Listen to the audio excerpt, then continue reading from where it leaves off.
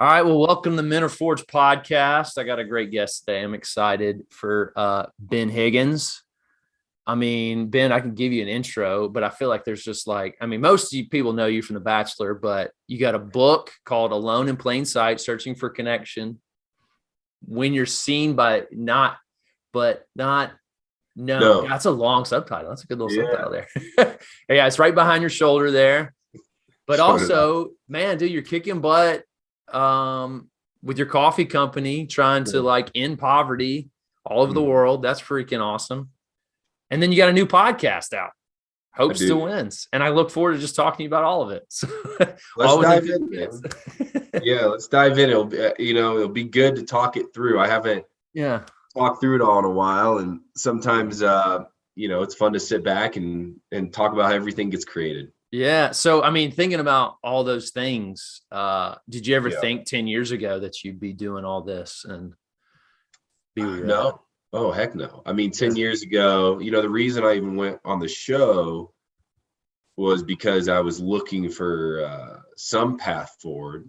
Everybody kept telling me, you have talent or you have value or I had a college degree. And, everybody kept saying like, this is going to be awesome. And then I was like 4 years into my job. And after college, I was like, I don't feel any of this. And so, no, I wouldn't have. I'm very thankful that I get to work on these projects now as my job. It's a gift that I forget how much of a gift it is often. Yeah, that is cool. Because I mean, you are I just listening to your podcast. I mean, just the idea of hope still wins. How that's encouraging message today for sure. So I usually start with this question because it's just like, which I imagine for you. With all my guests is like, I think about you and your story is I've heard so much like you're very well known on The Bachelor for being like one of the more mature guys on the show.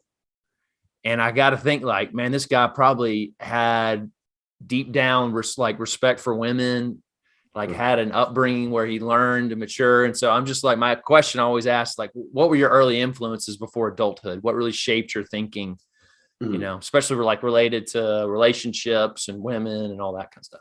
Well, I appreciate you thinking that. And I hope that is true. I feel like it'd be odd of me to say that about myself, but I do hope it is true. And I hope that is how people viewed it. The biggest things for me growing up, I had an incredibly strong family. I'm an only child. My parents, I was just talking about this the other day with them. We spent the holidays together. And one of the best things they did for me was they allowed me to have opinion. And I think a lot of where my respect for people came from was because I was able to ask the question why, or when things didn't make sense and what they were telling me on why I should be cleaning my room or, why I should be, not stealing or not lying. I could always ask follow-up questions. I could argue a bit, and have a little combativeness within the household so that I could form my own opinions or I could hear them out on why they had so strong values. And it always allowed me to be very intrigued with the simplest of conversations because those simple conversations oftentimes allowed me to learn the most. So my family obviously is big. My friendships were super important to me through sports and through my parents really desiring that because I was an only child, for me to get out of the house and for me to go to sleepovers and be there with my friends and cause trouble and do crazy stuff. They became brothers and sisters to me. And my friendships really helped me gain a community that I didn't have necessarily at home because I didn't have any peers at my age. And then the biggest thing is my faith. My faith was really important to me. One, I think as a kid, because it just sounded really good, that I had a God that loved me. As I've gotten older, the mystery of God and the way that God has called me to love others well and look for the outsider. I mean, that's the driving force. So when I'm in myself not feeling like doing that, I believe there's a higher calling that's pushing that on me. And anytime I've done it, life has become more beautiful. So that, none of this makes sense unless you know where it all stems from. And that's my relationship with God. Yeah. So where do you see that mostly being shaped in your life, especially early on? Was there a pain moment where you, I mean, if you're like me, it was growing up very similar. Yeah. Faith was hard to make my own. And so I Yeah. got out of the house and really found Jesus, that got Jesus for myself. And so when do you feel Yeah. like that really happened? Well, I think part of that comes from my ability and my desire and the opportunity for me to ask questions. A lot of the stuff that I grew up learning within the church didn't make sense to me. Not because I didn't like it. It wasn't like at all mirroring the world that I saw around me, or it wasn't at all associating with the people that, Jesus called me to love. The church that I grew up in was a great church for so many reasons, but I felt like maybe just because of my own ignorance, I was learning things that later on in life were not true to me. And so the bricks started falling down. The foundation of my faith started falling down. So you have a choice. Like, you either continue to pursue it or you don't. And for me, because of my love for asking the questions, I continue to pursue it. I continue to ask the question. I continue to bounce these ideas and these feelings I was having off of other people around me from the same faith background and faith tradition as me, and people from outside of that. And long story short, through a time, and this is a lot of people's story, but when I was in college, I was an athlete in high school, which is my identity, and that got taken away from me due to injury. And I went to college, and I was addicted to painkillers.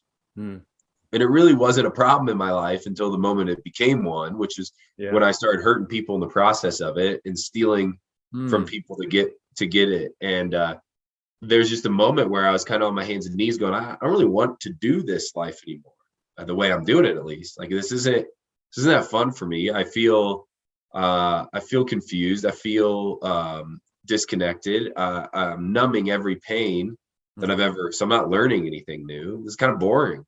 And I kind of hit my knees and I said, God, like, I actually did this. I looked at myself in the mirror. I remember the moment. I looked at myself in the mirror. I looked at myself in my eyes. Powerful, powerful thing to do if you've never done it. And I just remember going, this is not the man that you ever dreamed of being. This is not the man that God ever created you to be. And in that moment, I said, God, if you're there and you're real, like, I need your help. And I meant it. Like, I was pretty done, and God showed up. And so then it was really the choice to start rebuilding off of what I knew of God, that God hadn't given up on me, that God was still with me, that God still cared for me. There's a beautiful quote out there that talks about if Jesus sat at the table with you and knew all of your unspoken pretty much issues and shame and guilt, Jesus would love you completely still. And that's kind of how I felt in that moment. And so then it started my whole new journey of rediscovering who I was in God's eyes. Man, that's really good. So I like, that mirror therapy. Yeah. And I get guys like, look in the mirror and see if you like that guy. Was there ever a time where was that the moment, or you feel like that was a growing process where you actually looked in that mirror and go, I actually like that guy. I value him. I love him.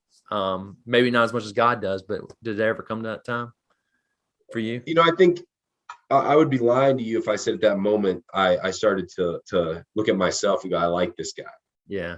I think the thing I needed was the reassurance that I wasn't alone in this world. Yeah. And there's still this day, one of my biggest struggles is finding the confidence in myself to know that I have value,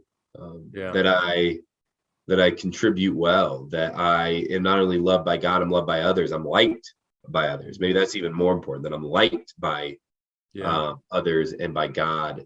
And that still is a thing I struggle with daily, that I have to preach into myself and teach into myself on anything I do. But maybe that moment would be better described as a moment where I looked at myself in the mirror for the first time and said, I don't like myself, and I'm willing to admit it. Yeah. That I'm willing to admit that the person I am is not I had this victim mentality, this mentality of like, everything bad in the world is because of something somebody else has done, or I just have bad luck.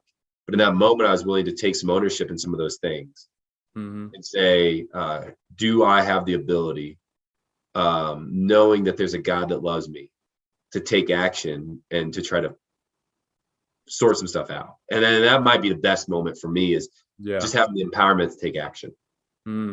That's cool. That's really good. So speaking to that, like coming out of addiction, was there, you know, for those guys, people out there that, you know, they're starting to really come aware of like, man, I'm starting to hurt others by my lifestyle. What would you tell some of those guys? You probably have. Would be the first thing. Yeah. That sucks. But you have to admit it. The first step, you know, for me was admitting that I didn't know it all, that I didn't have it all together. Yeah. The stuff I was doing was not okay. It took time. You know, I wouldn't force that upon anybody, and I'd be careful on how, you know, a peer or a friend or a confidant speaks into somebody's life that is struggling. But for me, it took me personally admitting to myself that I had a problem and that I was hurting others in the process. The next thing I would say is, just like I said earlier, within that, this whole world, everything that we know can be reconciled and reborn.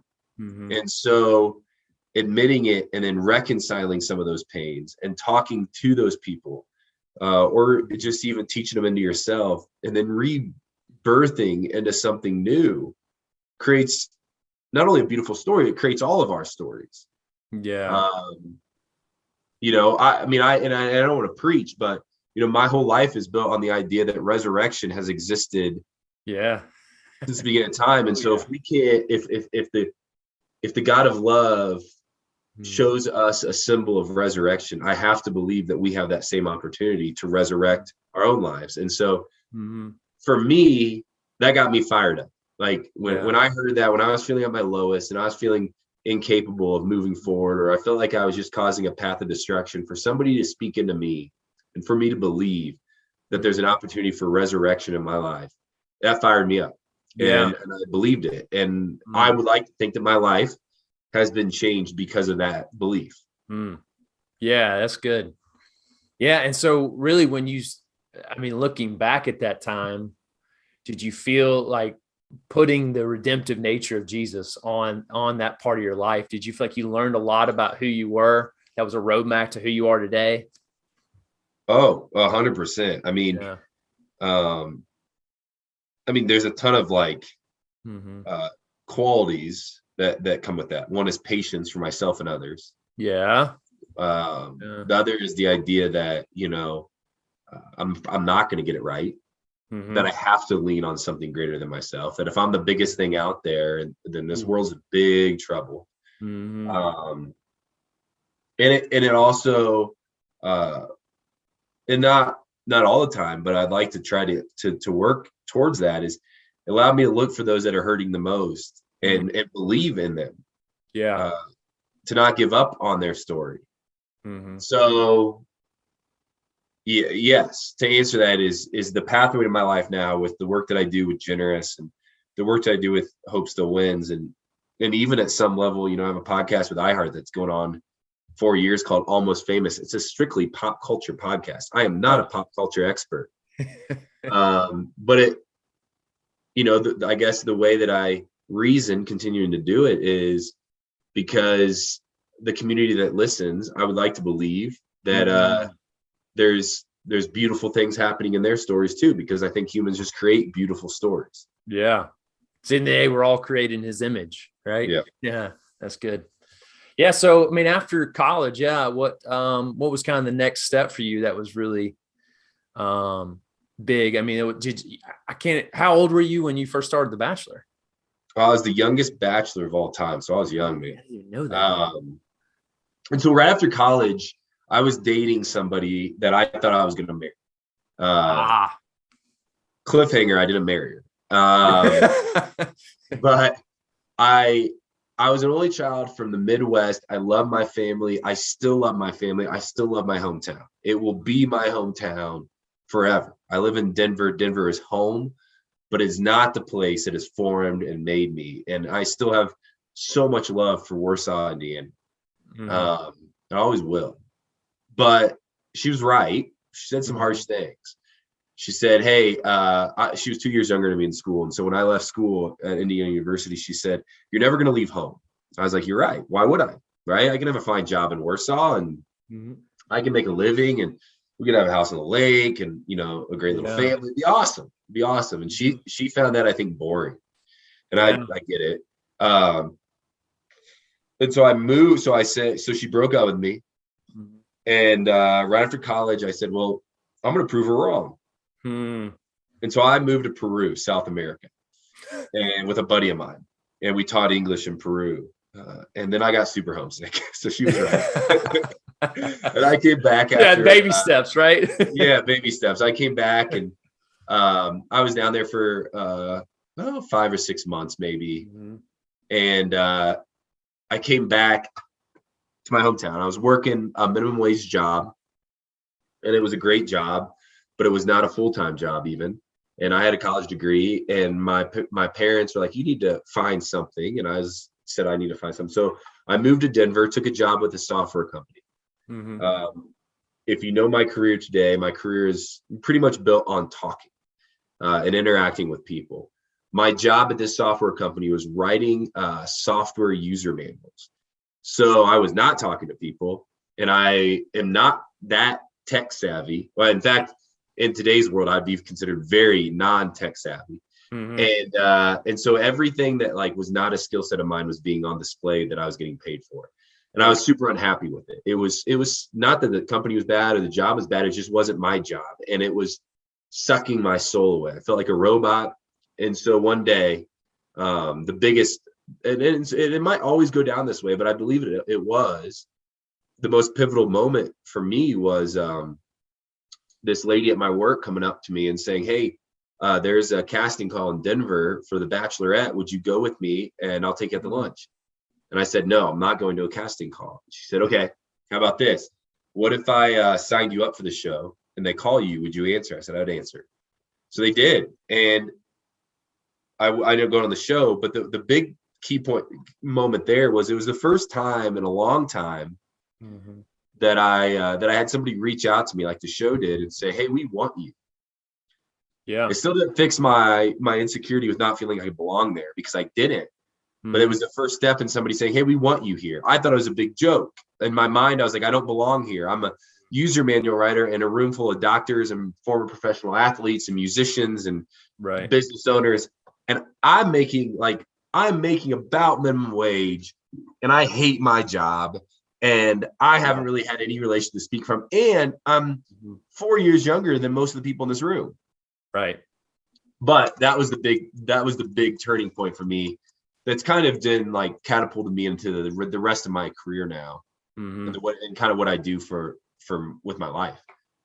Yeah, that is interesting. So, oh man, I'm trying to think where to go from there. But yeah, I mean, so well, first off, I mean the basketball is kind of behind you. I know it's like, oh, the Indiana. I get it. I get it now. Yeah. So are you a big Hoosiers fan? Massive Hoosiers fan. Yeah. Okay. I'm tired of us missing the NCAA tournament. But yes. Yeah. I have a Bob Knight signed poster over there. Oh. On my wall. So yes, I'm a big basketball fan, but a massive college basketball fan. Yeah, my team has finally gotten good since like the 80s. So who's that? Auburn. We're got to a Final Four a couple years ago. Bruce Pearl. Yeah, we like him. So I'm sure you do. He's a good dude. So yeah, man. So you go on The Bachelor. I just always think as someone who coaches men for a living, it's just fascinating. The Bachelorette to me, I think it makes great TV. Yeah. And I don't know something if you've come philosophical about the whole experience of just like you got 20 some odd dudes, all young, been working out in one room. Yeah. And they put a beautiful woman right in the middle and say, she's the prize. Yeah. And you're like, I don't know if God designed us to pursue our mate that way. But what your experience just in The Bachelorette, how has that really shaped your understanding of masculinity and who you are and all that? So interesting.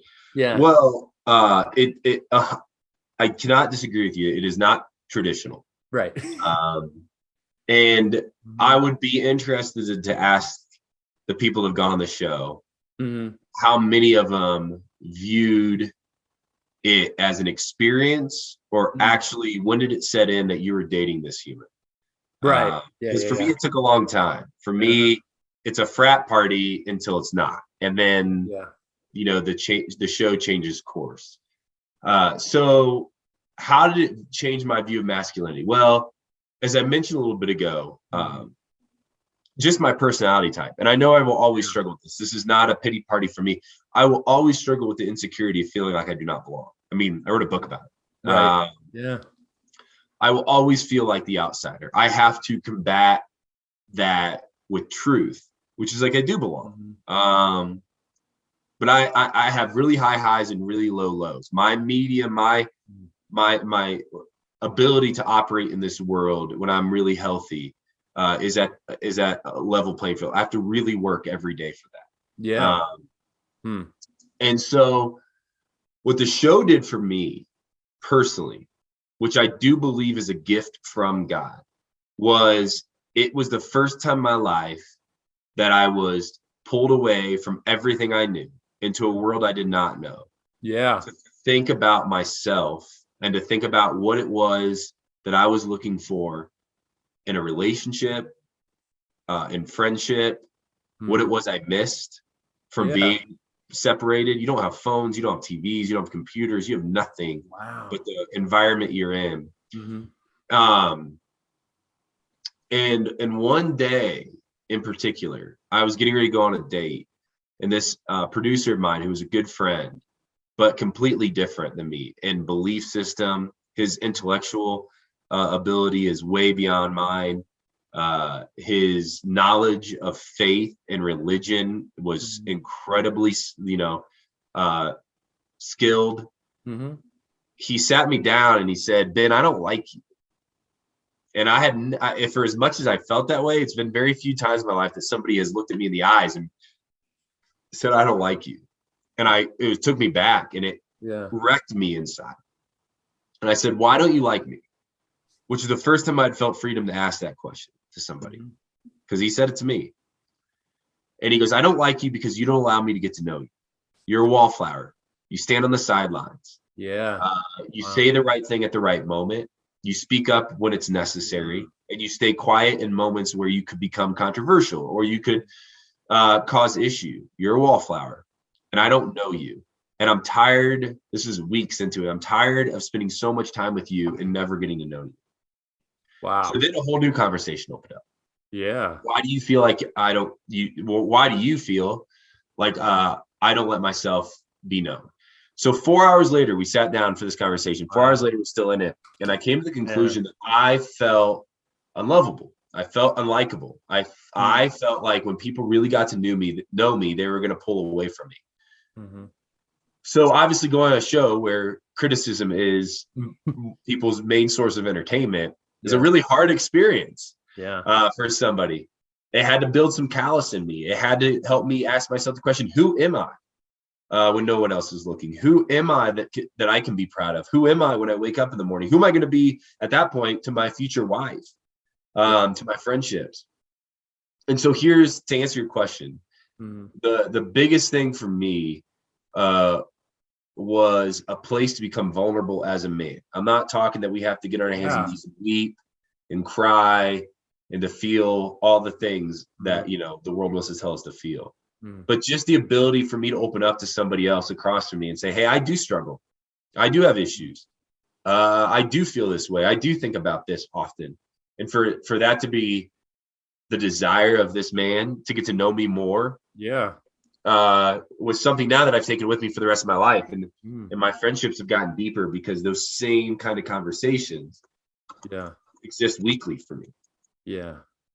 Dang, that is we all needed that in our 20s. Someone just be direct and open of like, stop being an inch deep and a mile wide, That's really good. I mean, what do you felt like was the reason why you were so distant, wouldn't let people in, or even to that next level? Was that because you always felt like an outsider? And maybe what was the origin of that? you've always feeling like you're an outsider? You know, I've tried, when I wrote my book, I tried to dissect it down to where is the origin of this. Yeah. I couldn't exactly find it. I had scenarios that I remember in my head of validation for why I'm an outsider. Yeah. You know, I also think, you know, my faith played a role in that, where, you know, at times I was hearing the message of Jesus as I, as a human, am scum and I am awful and I'm lucky that God loves me. And I feel like for as much as that's been preached, it isn't true. It is not Jesus's message. It never was Jesus' message. It can be twisted a little bit to feel like Jesus' message. Right. It's not. No. But that was a message I was hearing and receiving, even if it was being spoken to me or not. Yeah. So if the God that now supposedly loves me is also the one that I'm lucky to even be thought of by, yeah. And the more that, you know, my life continues, the more sin I place on and the more hurt I bring into it, the more lucky I am that God, you know, has somehow said, okay, you're fine. It was confusing to me. And so if that trickled down into my relationship with friendships. And so as I admitted that, I think the biggest thing for me was a fear that I was a fraud, but I was a good fraud. Like I was the fraud that you would like. I was the fraud that would speak up at the right times. And if I really freed myself up to be who I was, you would stop liking me. And that scared me. It scared me because at the time, I don't know how much I liked myself. And at the time, I didn't want to go through this world without community. And so it rang true. And I remember it. And today it does less than it did then. It rang true in every encounter I ever had. I felt like misplaced in everything that I did. And so once I admitted that, at least I could start to heal, because I don't believe we can heal from anything we don't identify. And once I identified it, I could start to work towards it and understand that it wasn't a healthy mindset. So what mask did you use in those situations? I mean, I know a lot of guys, it's success. Was it being the really good guy? Was it being the athlete? What mask would you put up to kind of protect yourself from others? Yeah, it definitely wasn't success. Yeah, right. Yeah. I think it was just more than a good guy, like a peaceful guy, a guy that wanted peace, a guy that wanted to be involved in the good moments, and not there for the bad, which I don't believe is living our full human experience. And so just, the nice guy, maybe, the boring guy, the guy that would show up when things are good and then slowly slip away, not neglect, but slip away when things get hard. That was the mask. And people typically, at least up front on a show with 20 some people, like the one guy that's stable and that's bringing peace. Yeah. Right. It comes down when you have to ask yourself the question, how much time am I going to spend with this guy alone, one-on-one, and what's he going to be like? That's where it got hard for me, because I couldn't hide any longer. I couldn't. Yeah. I didn't fit in those moments. So, the Bachelorette wasn't an easy experience, but it was a good experience because you grew up through it. Is that kind of is that what you're saying? Yeah. I mean, for as odd as it is to say about my life, it's a good experience. Yeah. I have nothing but great things to say about my experience during that time. Yeah. I don't know what else would have switched my gears. I don't. I don't. I don't know what would have changed my trajectory. Man, that's interesting. I mean, God wastes nothing. He uses everything, doesn't he, man? That's pretty cool. Do you feel like your heart was like asking God for something in that moment, in that season, or going into that show of like, you know what, I'm open to anything? Or was it you just felt like he hit you even though you weren't asking for it? Yeah, I mean, I think a lot of it was I was just inwardly crying for something, a new job, I mean, I was just I was looking for anything. I just don't think anything would have hit me across the face as hard as that experience did. Right. But yeah, I was asking for something. One of my buddies after that said, "Hey, you just said yes, and God used it." And I think that's true. Like Shoot. Yeah. some random weird thing got placed in my lap, Mm-hmm. and I said yes to it. One, because I didn't have a lot of good reasons to say no to it. Mm-hmm. And God used it. Yeah.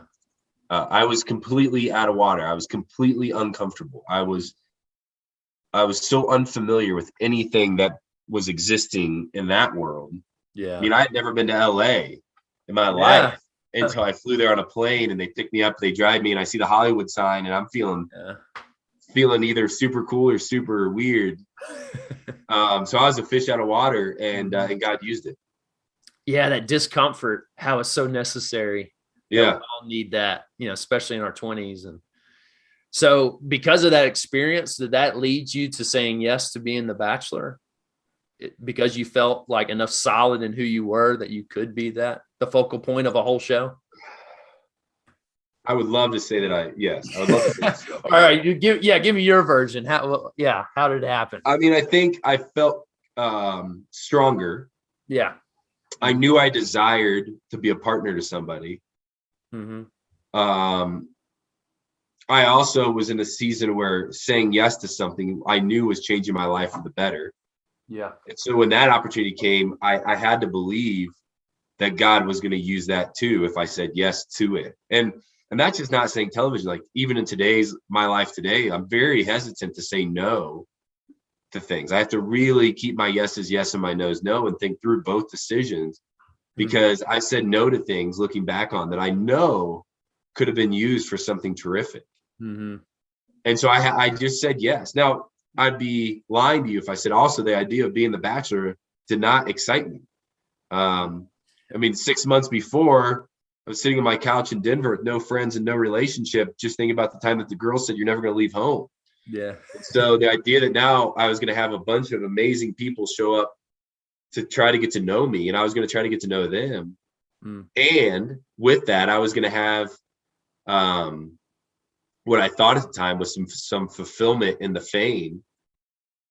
That was good to me. Now I've realized now that fame has fulfilled no aspects of my life. Right.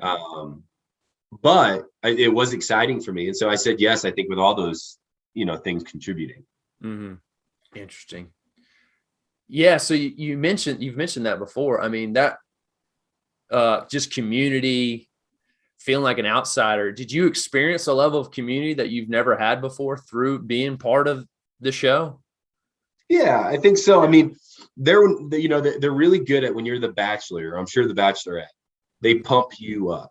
I mean, they make you feel like you are king of the world, that you are everybody's cup of tea, that you are the best thing to come through ever. And, now years removed, I know that that's a really good strategy, but it's not true. Right. But I think I felt community there. I just still didn't feel like I belonged, and I still don't think I did. I don't know if anybody does. I don't know anybody that was like, "Hey, I really belonged." Right. On a Found my reality people. show. Right. Yeah, those are my people. That's what I'm all about. That's my calling in life, is to be on reality television. Like I don't know. Yeah. But I think the acceptance, the time for me to spend getting to know people, being surrounded by people so different than me, right, all helped me kind of reshape my view of the world and my view of people. And it helped me become friends that were in my wedding, at my wedding, with people that I never would have ever associated with or had contact with if it wasn't for that experience. Yeah, that's good. So now, I mean, what would you say the biggest lesson you learned from being the Bachelor? Well, now it'd be that no amount of fame is ever going to fulfill. Yeah. Yeah. And I got to teach myself that most mornings when I wake up and I see social media and I see peers doing some new thing or hosting some new show or seem like they're, the world's perfect for them. I still got to tell myself that, because that truth quickly slips away from me often. I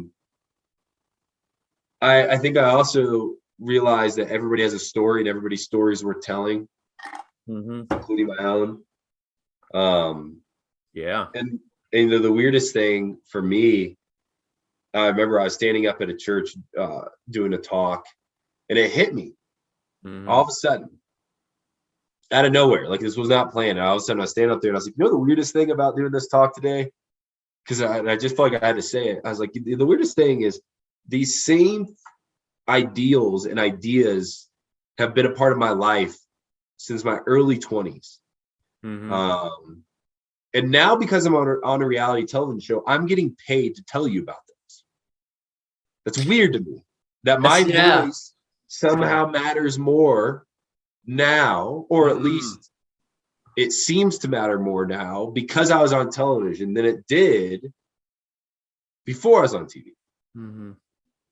And so I can take that in, and trust me, I love talking to people. So I don't want that to go away. Right. That's something I believe that is a special gift that I love to do. Mm-hmm. However, if you look at the flip side of that, we got to start listening to the people crying out the most who don't have the platform handed to them. Like I was handed a platform, was gifted a platform. I did nothing to deserve this. Yeah. Other than say yes. Mm-hmm. I got paid and I got following because I agreed to date a bunch of people at one time. And Yeah. and for, you know, and I hope people would say, hey, you've used it well. And I hope people would say, well done since then. But it does make me go, okay, for the people who don't have that, Mm-hmm. let's listen to their cries as well, and the injustices that they see in this world and their desire to love God and love others. Yeah, that's good. So, I mean, I'm so fascinated because it does seem like you have such a good perspective on the whole experience. And so I'm very curious. Yeah. What, now that you're married, Yeah. And you've had such a public romantic life, but then you didn't marry someone from the show, which is like, so what did you learn about love, man? What did you learn about loving a woman and being a man, being a husband in that experience, Yeah. Well, one is I don't think my wife now answers my DM because I DM'd her unless I had a following, because if not, I'm just one more dude, slipping Yeah. on. So that's lucky. Mm-hmm. Oh, there's so much I've learned about love. I so admire my wife and the human that she is and the human that she is to me and her desire to care for people. She's incredible, and she doesn't make this hard on me. Mm-hmm. But it's pretty easy to love her, but it's also a commitment to love her. Mm-hmm. And so with that being said, I've learned, the show, or even in my 20s, when the girl that I was with when I left for Peru, I was holding on to the fantasy of it, the fairy tale of it, the feeling of euphoria and bliss. And those first couple dates where you're so nervous and so excited, and you see him walk into the room and the world stops. I was holding on to that. Yeah. With my wife now, I have those moments still. They happen. Mm-hmm. They just don't happen all the time. Right. And there's a beauty to that. There's a new depth to that. There's a new kind of feeling to that.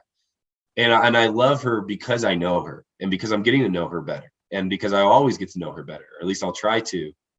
So the one thing is that I've learned is I've ripped away from the fairy tale. I'm not married to my wife because of this euphoric feeling all the time. That doesn't sustain, that fades. Yeah. The next thing of love is that and I'm learning this now after just a few weeks of marriage, but years dating her, is stripping away at some of the non-essentials that I held on to. I was single for a lot of my life.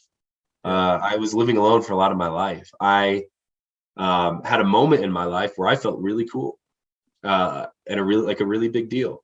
Yeah. And I'm needing to rip away at those, to take those to the side, and to humbly come to my marriage and to my relationships with my friends and my family, and just understand that we're all in this together. Mm-hmm. And that I hold nothing over, especially my romantic relationship with Jessica. Yeah. So that's another big thing. And the final thing for me, my view of love has changed, where being with Jessica, and again, she's made this easy on me. It allows me to love other people better. She has, and it was important for me to find this type of person. But, you know, with any work that I do for people that are hurting, she holds no barriers to me doing that. In fact, she throws the doors wide open. She says, go. She encourages, she supports, she loves me through it. She loves me hard when I'm struggling with it. And when Generous maybe doesn't have as good of a quarter as I was wanting, and I'm fearful of what the future will hold, she sits with me. Yeah. And she's not going anywhere. And so I say that I hope to do the same for her. In my view of love, oftentimes the love is sitting in those most confusing moments where things aren't working out like we thought they would. Yeah. Yeah, man, that's popping that bubble of like fantasy. That's really, I love the way you put that. Were you ever a rom-com guy? Did you ever watch rom-com movies growing up? Matters was one. I'm a big How to Lose a Guy in 10 Days fan. Okay. Yeah. I mean, like I could name off a few of them here, but not a massive rom-com guy. I mean, I love them. I still love them, but I would say that shaped a lot of poor mindset, kind of like you're saying, the idea, the euphoric. Yeah. I'm easily influenced by movies and books. And so if your question is, hey, if you watched it, would I be? Yes. Yeah. And I'm never against watching them. But yeah, I'm easily influenced. Yeah. Huh. Okay. That's good. Well, I got another question, man. I'm fascinated because like with the platform, being a Christian guy on the show, have you deconstructed your view of church or the church as a whole, especially in America? Yeah. So Oh, so that judging by your response, man, I'm curious what your thoughts are.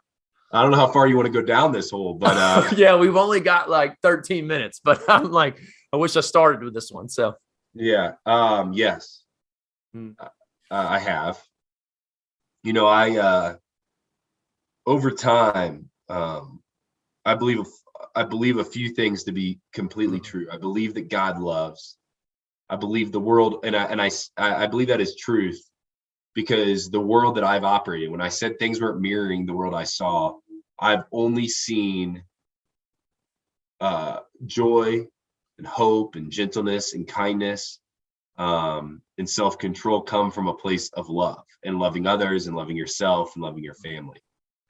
And the more I read of Jesus, the more I believe, to a mysterious extent, how truthful his words were when he said, when all else goes away, love God and love others.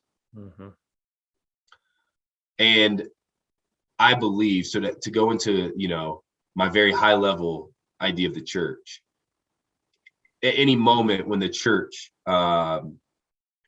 is speaking out on things that cannot be proven to be true of God, I believe it gets really dangerous. And I believe it gets really hurtful for many involved. And I believe the church has gotten really good at that over the years. The church as a whole. There's some great churches out there, but I believe the church, and we're seeing it. I was just talking to my buddy about this. We're seeing this change in Christianity, where we're switching from just saying good words and bringing in people. And I think that's so important. I think it is to have people come into community, into a place where they're loved and accepted, but to a place where there's a genuine desire to speak from a place of truth. And if that truth isn't coming from a place of deep love for God and a deep love for others, then it needs to be pushed aside.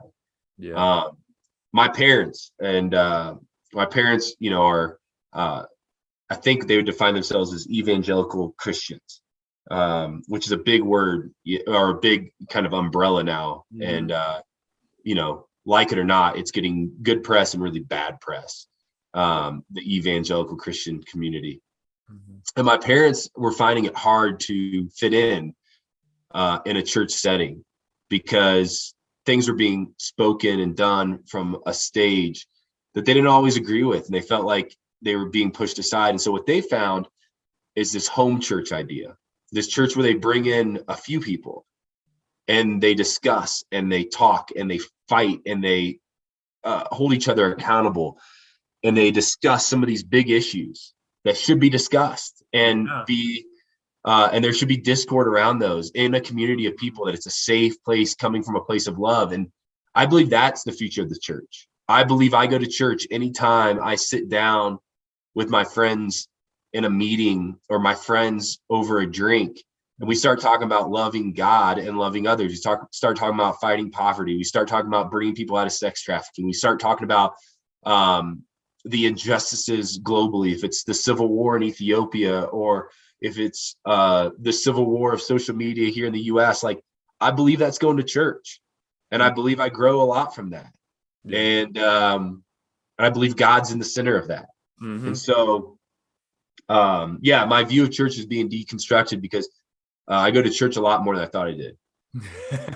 That's so true. Or two or more are gathered, I am there, right? Yeah. That is something I think, growing up, we definitely missed the whole idea of we are the temple of God, where I felt like it was always like the building. Yeah. And that's interesting, man. Because I imagine you have a unique perspective on that. Like most millennials, we've been deconstructing it. And unfortunately, I know too many people who have left the faith. Yeah. But deep down, at the end of the day, it is just like, man, presenting the love of Christ. I mean, that's what I love about John 13. Like, love others as I have loved you. Like, he gave us the ability to love others like him. He gave us the ability, but also the calling. Yeah. That's exciting for me. Like, when people wonder what their purpose is, the easiest answer to that is, I can't tell you what your career purpose is. I have no clue. I can't even tell you if you're meant to be in relationship with somebody romantically. I can't tell you that. Yeah. What I can tell you is, though, the only clear calling I've ever gotten is to go love others and to look to the outsider and to sit with those who are hurting. And so for me, I believe, I know a lot of people who have left the church. In fact, most people I grew up with have left the church. Yeah. I don't know anybody that's left Jesus yet. That's good. Yeah. I don't know of anybody who's given up on the ideas and the thoughts and the feeling and the desire to be known and to know a God. And so that gives me a lot of hope. Yeah. As soon as people start leaving Jesus, I'm going to have to ask God some really hard questions. Yeah.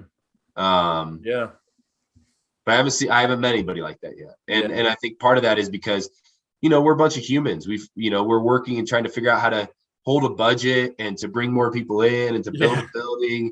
And that's all good. I mean, that's not bad things. That's great stuff, but it also can be distracting. And that's why I think people are holding on to Jesus, because they see something in Jesus that makes us go, I hope it's true. Yeah. I mean, I hope it is.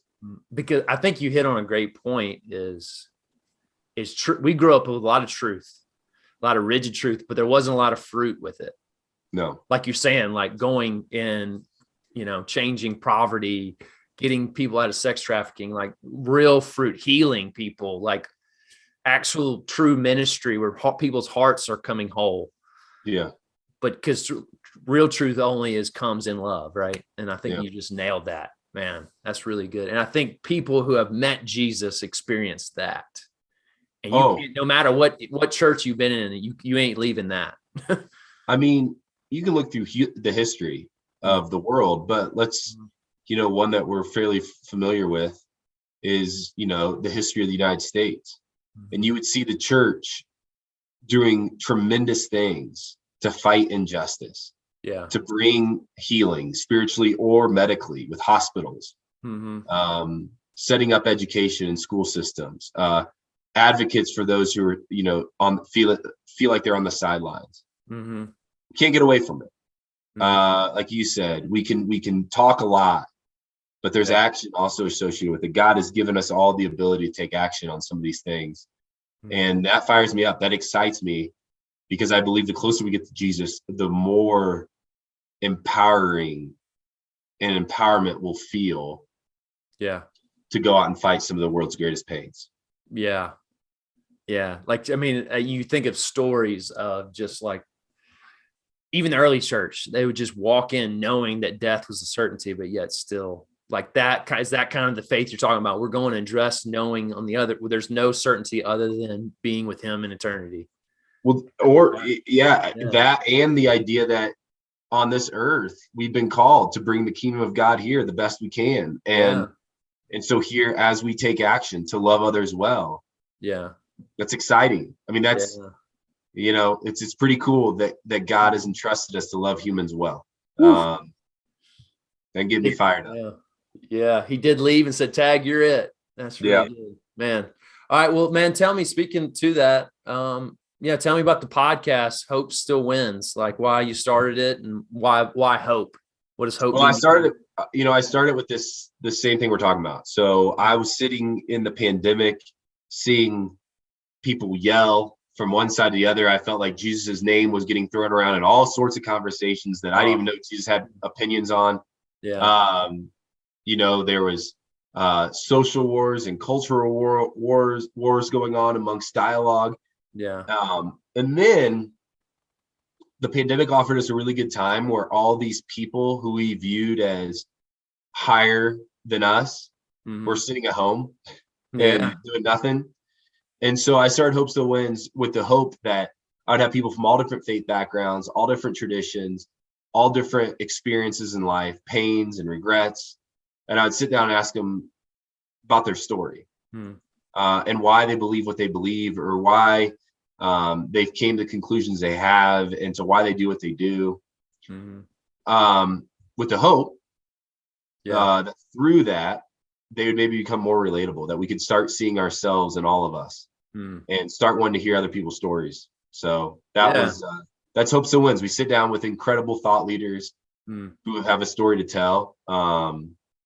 And my hope is that we just come together and learn from each other. Man, that's good. Yeah. You got some all-stars on there. It's pretty awesome.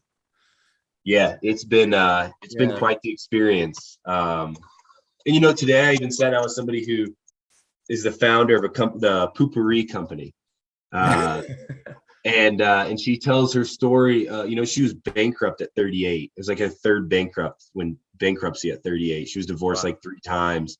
And it's a story of healing, of coming out of it, of figuring it out, of, she did a lot of searching for God in those moments and searching for what, she would call something spiritual. And it's encouraging to me because it's her story. And so, tons of different stories. So I hope people listen to it because I love doing it. Yeah. Well, anything else you'd like my audience to know to find you at? Generous Coffee. Go to generouscoffee.com and buy some coffee today. 100% of the profits are donated to nonprofits. I don't make a dime off of it. It is really this idea that we can have a for-profit business, sell product, and do really good things with it. Like, I want it to work because I want to prove that can be a model that works. And so, go to generouscoffee.com, buy your coffee today. You can subscribe and get some free shipping. That's pretty easy. Hope Still Wins. Alone in Plain Sight just came out in February of this year. So a little under a year ago. It should be at Barnes & Noble. If it's not, please ask them to put it on the shelves. But you can go and look at it on Amazon too, Alone in Plain Sight. Yeah. Those are the big things that I think would be most relatable to the people listening that are going on in my life. Cool. Well, I appreciate you coming on, Ben. It's great talking with you. Hey, you too. Thanks a lot.